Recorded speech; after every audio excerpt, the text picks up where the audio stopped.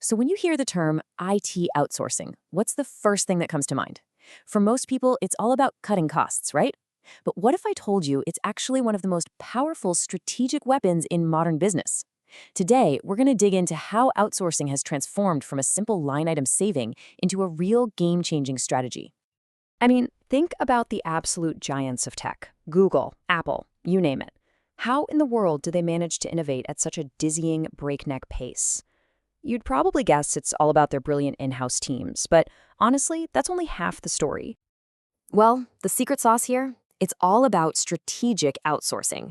See, these companies aren't just farming out the easy stuff. They're building incredibly powerful partnerships. This lets them tap into a global reservoir of talent, freeing up their own core teams to focus on what they do best. It's a massive shift from trying to do everything to doing what we do best. All right, so let's dive right into our first section. We're going to unpack what modern IT outsourcing really looks like and why it's less of a transaction and more of a strategic shortcut to serious growth. So, what are we really talking about? At its core, IT outsourcing is just hiring outside experts to handle your tech. But the evolution here is the critical part. Back in the day, it was purely about finding cheaper labor.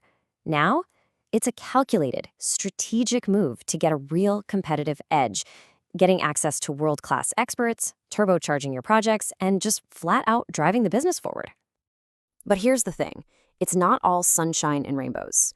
For every amazing success story you hear about outsourcing, there's a horror story of a spectacular, costly failure. Let's take a look at the two very different faces of this coin. And just look at this contrast. It is stark. The upside, the promise, is incredible. We're talking cost savings of up to 60%, access to the best minds on the planet, and the agility to scale up or down on a dime. But the peril? Well, it's just as big. Losing control of your own processes, massive security risks, and the very real chance of a multi-million-dollar disaster. And hey, these failures, they aren't just some abstract theory. These are real. JP Morgan walked away from a $5 billion contract with IBM. The state of Texas had a deal that was so disastrously managed, it actually ended up costing them more money. And the U.S. Navy, their vague contract language ballooned into $500 million in extra costs. You starting to see a pattern here? So, what is going on here? Why do these massive, high-stakes deals just implode? It's really easy to point the finger and blame the whole idea of outsourcing. But the report we're looking at points to a very different culprit. This quote from the source material really just hits the nail on the head. Let that sink in for a second. The problem isn't the model of outsourcing itself, it's how it's being managed. And that is a fundamental distinction. So let's be crystal clear. When these deals go south, it's typically because of contracts that are full of holes, terrible communication between the teams, and just a general lack of proper oversight. These are all management problems, not flaws baked into the idea of outsourcing. Okay, so if bad management is the problem, then it stands to reason that good management is the solution. And that brings us to the framework the report recommends, which it calls the governance stack.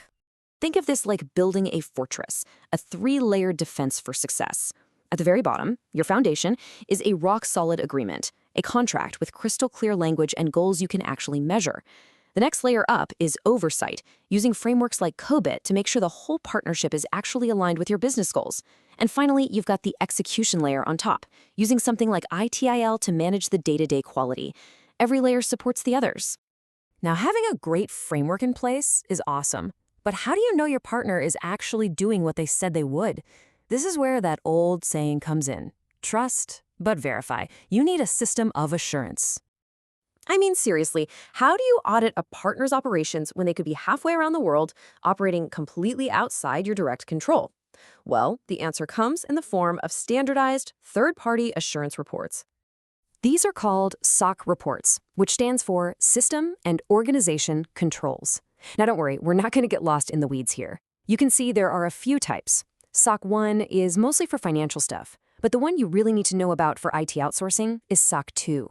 It covers the big ones: security, availability, confidentiality. It's pretty much the gold standard for any tech company. Okay, but there's a really important detail here. SOC2 reports come in 2 flavors. A Type 1 report is basically a snapshot, like a single photograph. It just proves that the right controls were designed on one specific day. But a Type 2 report, that's like a security camera recording for 6 to 12 months. It proves the controls were not only designed well, but were actually working effectively over that whole period. That's the real assurance. That's the gold standard you're after. But, and this is a big but, even with that gold standard Type 2 report in hand, there's a huge, and I mean huge, blind spot that can give you a totally false sense of security. Here's the trap. A SOC report has a whole section dedicated to controls that you, the client, are responsible for. They're sometimes called complementary user entity controls. For instance, your cloud provider's report can prove their data centers are locked down tighter than Fort Knox, but it also says you're responsible for managing user passwords. So if your password policies are a joke, their security doesn't matter one bit. It's a two-way street. If you don't hold up your end of the bargain, their amazing security report is basically worthless. All right, let's bring this all home in our final section, which is probably the most important one. We've talked contracts, governance, audits, but all these tools, they're all pointing toward one single critical idea, making the shift from a simple transaction to a genuine partnership. And this slide just lays it out perfectly. On one side, you've got the blueprint for success, clear goals, focusing on expertise, and a true partnership mindset. On the other side, the recipe for failure, vague requirements, only caring about the lowest price, and a purely transactional relationship. You see the difference? It's not about the tech, it's about the mindset. And that brings us to the single biggest takeaway from all of this. After all the frameworks, all the reports, all the legal jargon, what it really boils down to, the biggest predictor of success or failure is the quality of the human relationship. Are you just two parties in a contract? Or are you collaborators working toward the same goal? So that's the question I want to leave you with. Take a look at your own situation. Is your outsourcer just a vendor you have to manage? Or are they a true partner you're actually building something with? The answer to that, well, it changes everything.